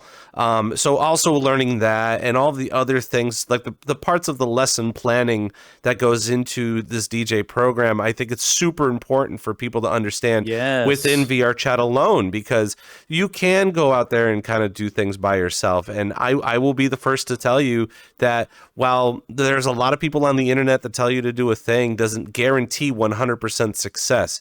And you do have to learn to fail, and you have to embrace failure. Right. But also too, again, while we have our bubble, you're still fighting up against those hundreds, if not thousands of DJs that we currently have in our economy. And while that can be a little complicated and you could do your debuts and whatever, doesn't necessarily that you're going to have a successful day every day. So having a DJ program like yours, and I will be the first to admit it too, I think a lot of people have admitted it as well, but I got to see firsthand how you were able to integrate your students into a kind of like a review or a showcase. And I found that really cute. I felt that really charming. But at the same time, too, they get to learn what it's like to be up there and not only perform and deal with the stress of anxieties, but also look out into the crowd and say, am I doing everything that they are looking for me? And that is super important to understand in here, is that it's not just a matter of fame, limelight, and attention, or even gaining popularity in the simulation, but it's learning the skills to be able to cross into that. Now, without diving too much into your lesson plans and the things that you proactively teach within the program, I think it would be a really good stepping stone as a free tool of knowledge to kind of acknowledge what your students are asking for the hardware software dealio, because we constantly fight about that within our peer pressures alone. I have to fight with the virtual DJ people, and I'm just like, you do what you want to do. Man. You do what you want to do. But like at the same time too, like you can't knock the the hustle of a hobbyist playing as a hobbyist. They can continue to come in here and do the thing, but and it's also the same thing too. Is like, oh, are you a DJ? Do I have to buy CDJs? No, but understanding the tools and understanding even with the SB3, that's what the first thing I started on. And I still have it in my closet. It might not give you all of the tools that something a chunkier console will give you, but it'll give you the first steps on how to actually rock that console. So just for the people that are watching and the people that will be watching on the replay later, what are some helpful suggestions that you would even start to tell early beginners in VRChat that want to be a part of our community? What kind of hardware, software, what is the cut and dry cookie cutter setup? Well, this is God, I'm glad you asked this question. All right. So the even me, let me give you what my setup is first, because it'll be kind of funny, because what I'm going to tell you to buy is not going to be anything that I have. So I have that, because I had this before VRChat. I have a Denon Prime 4. Okay, it's 4-channel mixer, standalone deck. Okay, so software that runs on it is called Engine DJ. It's exclusive to Denon, and I think they sold it off to like Newmark, and a couple other little decks have it built in. But just to cut you off, Engine DJ is kind of coming back. They've been talking about it. People have been talking about it recently. There you go. Well, maybe I can promote it then. Engine DJ is great. Yeah, it's so good. Not really, but so here's the thing. Engine is essentially record box light. Like really, like from a software standpoint, it can do everything that record box can do, but there's a few of the organizational things in the desktop version of it that are missing, and that kind of make things a little weird. For VRChat people, whether you're DJing, you're planning to DJ in VR only, or you're planning to start in VR and then eventually maybe later on branch out into the real world and doing stuff like that, my advice is the same to everyone. Start with something that's fucking Pioneer. Please. Start with something that's Pioneer and use Rekordbox. And that's coming from someone who doesn't use Rekordbox on a daily basis. I use Engine. And the only time I use Rekordbox, honestly, is when I'm booting it up to export my songs to a USB for an IRL show. These are facts. That is all I'm doing. I'm sitting there editing my beat grids, putting in a few cue points maybe for things and samples and stuff that I want. And then I'm, exporting that laundry list of stuff to a USB stick so I can play it on CDJs. Why do Rekordbox? Well, here's why. First of all, getting a Pioneer deck is a beautiful starter deck. Forget about the FLX4 for a second. You could spend even less money than that. You can spend and get a DDJ 200.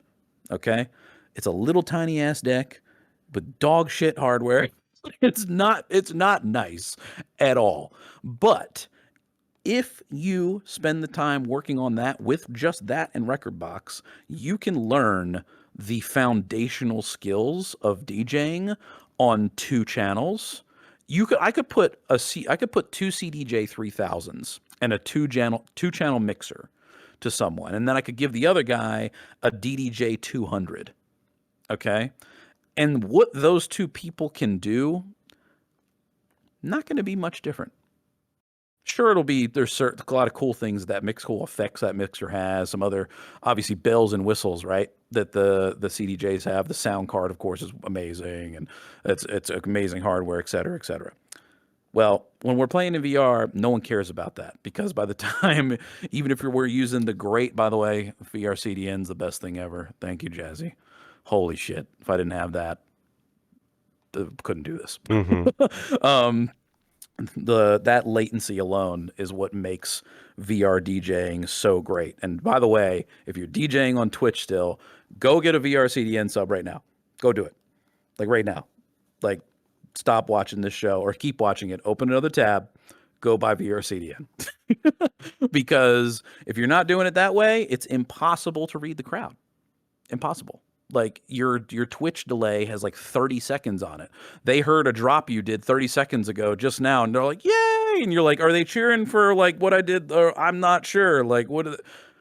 impossible to know to read the room with that going on. VRCDN, the shit happens a second or two later. I know exactly what those people are happy or unhappy Right. about. Like, they didn't seem like they moved around or like that too much. I didn't hear any like kind of let's switch it up. I use that, the ability to have that latency and be able to read the crowd and change it up when you need to is insurmountable. Sorry, had to do a little VRCDN shout out there. Oh, it's okay. We had VRCDN on here a while ago too. So, See, I mean, it there just you go. works. Beautiful, beautiful stuff. Of course, we are a little bit short on time. We got about 15 minutes left, and we got to cover just a couple more things. Cram. Of course, this is the time to cram. And again, for those people that are watching, this is a live program, so 15 minutes. You got any important questions that you want to ask DJ Murdokes instead of tackling him after his performance and giving him a towel? Yes, that's kind of a thing that tends to happen. Nice. One of the things that I want to kind of touch upon too, especially for those people that are brand new into our scene, and it might be a difficult question to kind of answer in the next couple of minutes, but in your opinion, what do you think that we should be focusing in, especially in 2025, when it comes to the future of DJing in VR? Should we be focusing on hobby? Should we be focusing on like money, experience, maybe social media fame, or like maybe becoming a producer as opposed to a DJ? What do you think that most DJs in here should be kind of focusing their attentions on, even going into 2025? On the music and the work. Focus on the music and the work that you love. If you love a specific genre or genres, and you really want to DJ that music, like really, like ask yourself why you're in it for. Well, ask yourself why you're even doing this in the first place. And if the answer is to get some sort of weird popularity, stop, please. or start working more on the music, because those are the people that win. I'm sorry.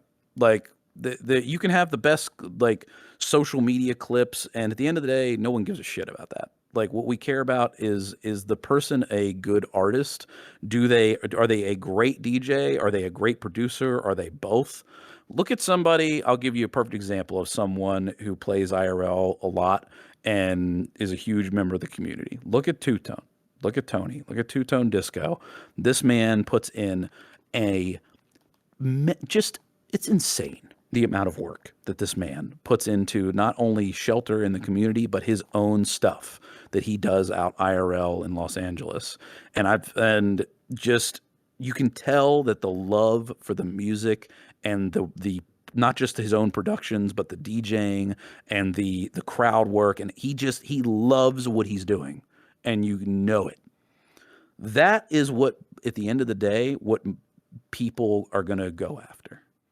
If you want the popularity and stuff and the social media fame and all that comes naturally on its own with if you just focus on the work and the experience of being a better performer.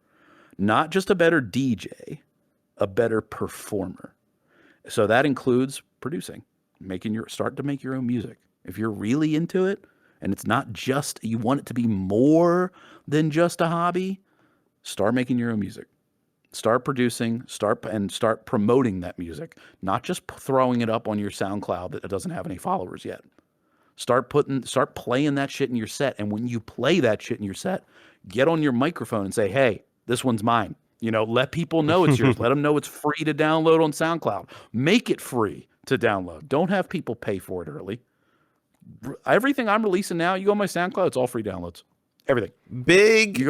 That's a big one too, and I want to just reiterate on that too. Is that something that I learned in the past couple of years? It's hard to believe. It's a tough pill to swallow, but it's super important for people to understand that in a time where you say, I'm going to give you a taste of 30 seconds, it's still not enough.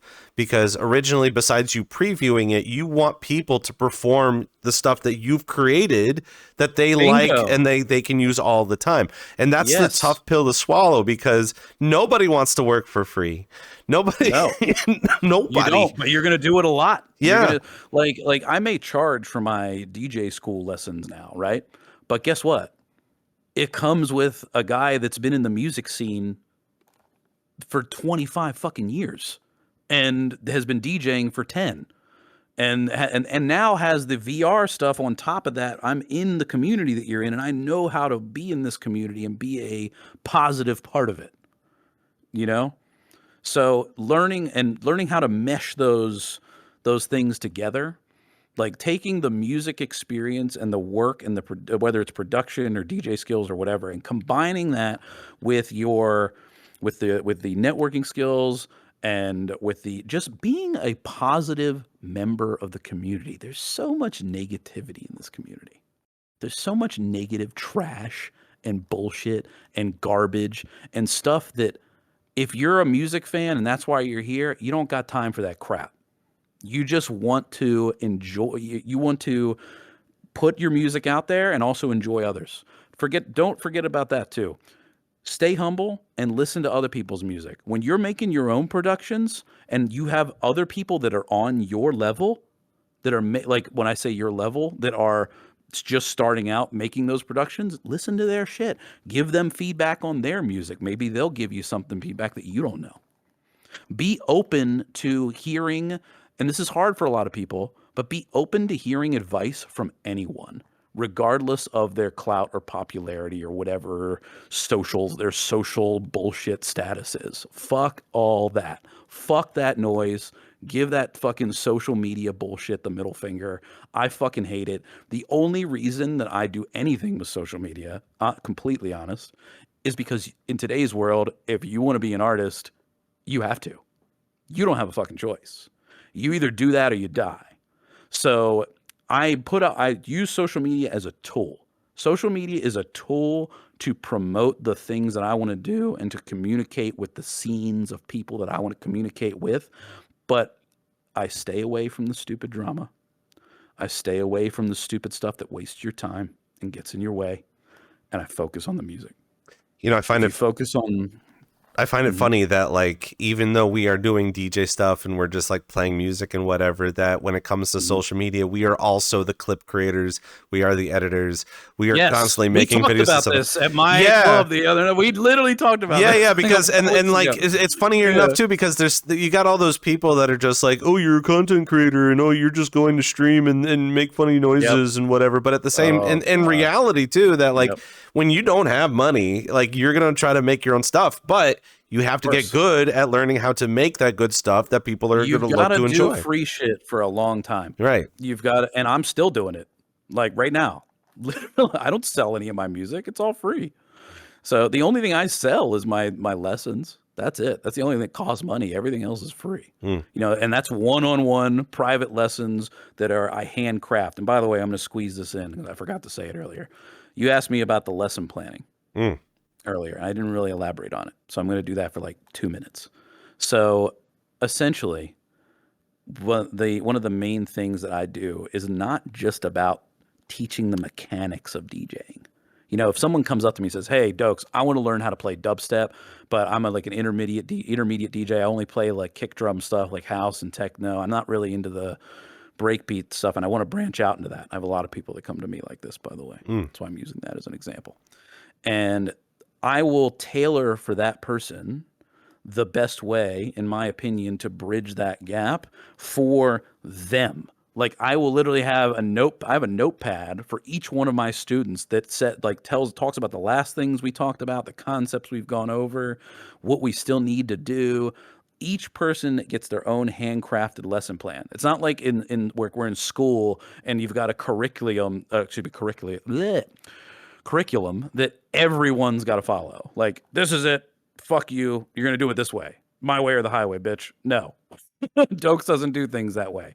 We handcraft it exactly for that person. And that includes not just how to turn knobs, how to do effects, how to do all this, the mechanics of DJing. That includes the social aspect, how to network with people, how to get rid of that anxiety in your head. That's like the stuff we talked about earlier, how to approach people, even in not just IRL, even in VR. Some people are in that stage where they even have trouble doing that. And I try to help them with that stuff too. And that's why their sessions might be a little longer.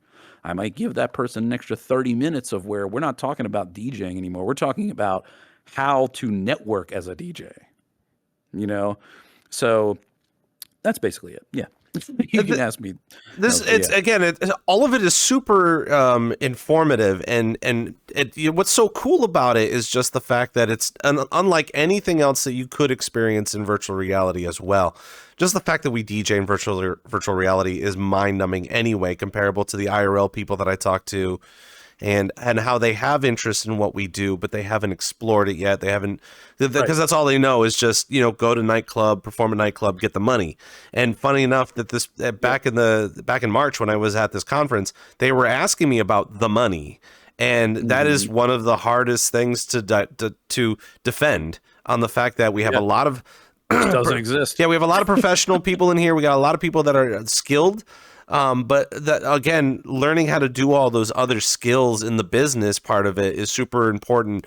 That when you do start to kind of brand yourself and get yourself out there, that those are the tools that you need. But again, there's such a wide range and spectrum of people that want to do all sorts of different things in here, and you have to respect on the things that they do want to do. So being a part of this program, again, it's money well spent, because you not only are learning about the things that we're doing in here, but maybe you will get your moment. Maybe you will be able to. Maybe you are the king of drum and bass. Maybe you'll play more than the Murdokes. But when the teacher, he'll be like, what? I want that, actually. I would like to be there. There needs to be someone to dethrone me. It's kind of one of those like grasshopper. You did good, and you're just patting him on the head and stuff like that. G Cats is going to be that guy, by the way. He doesn't play enough yet. He's one of my students, and he's really good. Yeah, he's a really fucking good DMP. He's in the chat right now. So that's what I'm saying. We got to get G Cats here in the program. Because I'm calling him out, but he's dope. So you got to make it into the program so we can talk to you on the show. That's kind of how it works.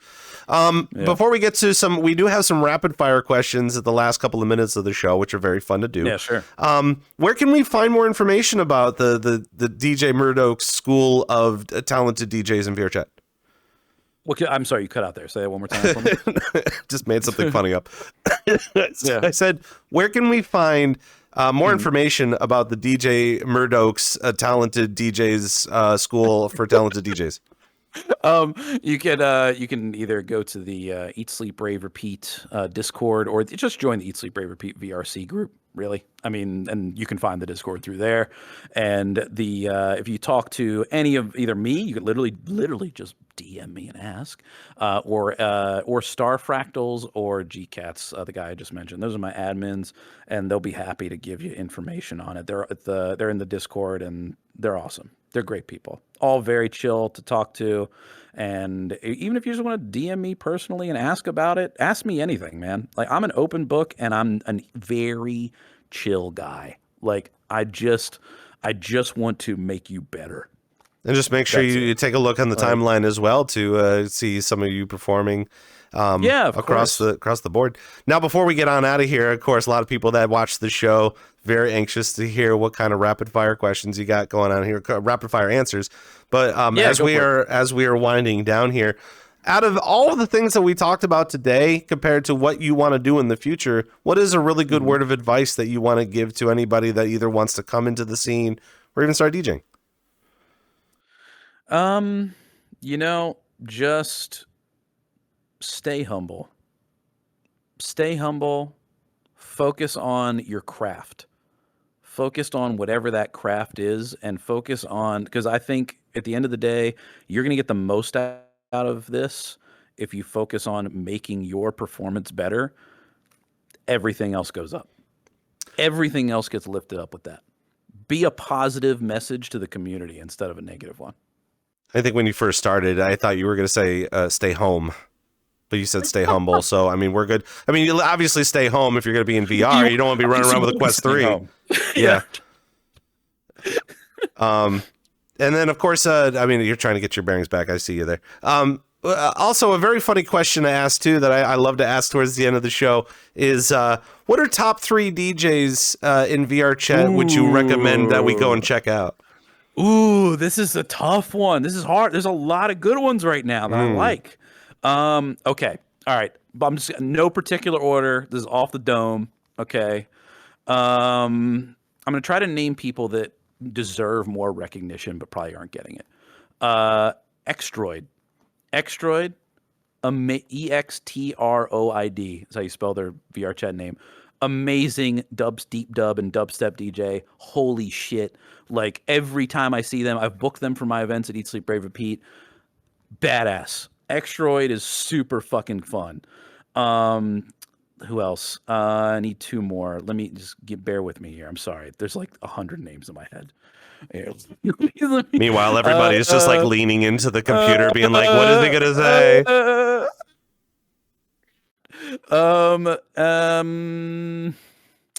God damn it! All right. Well, you know what? We'll throw Star Fractals out there.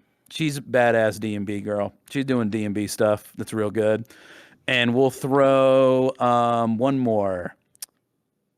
Who deserves a little more that's maybe not as popular right now, in my opinion. Let's see. Gutter, dude. Gutter, not only does Gutter has become, and he's not one of my students, but he has been practicing, and his recent DJ sets have been so good. And the world the main Eat Sleep Rave Repeat world that we use is called the Corridor. You've been there. That was where we were talking about we had the student recital night thing kind of situation. Right. That map he made and has been like updating it for us just out of love for the group. And not only is an amazing guy, amazing map creator, but dude is becoming pretty fire drum and bass DJ. Selections off the chain. Last set I heard I was jamming. He had me sweating by the end. That was good. Yeah. That's perfect. And of course, it's super important to understand a lot of these new DJs as well, because as we love our favorites and we go see our favorites, but just as you alluded to too, is you got to kind of have to go and see some new faces and hear some new music and see how they're going to kind of do the things that they do, and hopefully it inspires you to continue to DJ even more. Where can we find DJ Murdokes on social media? As much as I hate all social media, you can find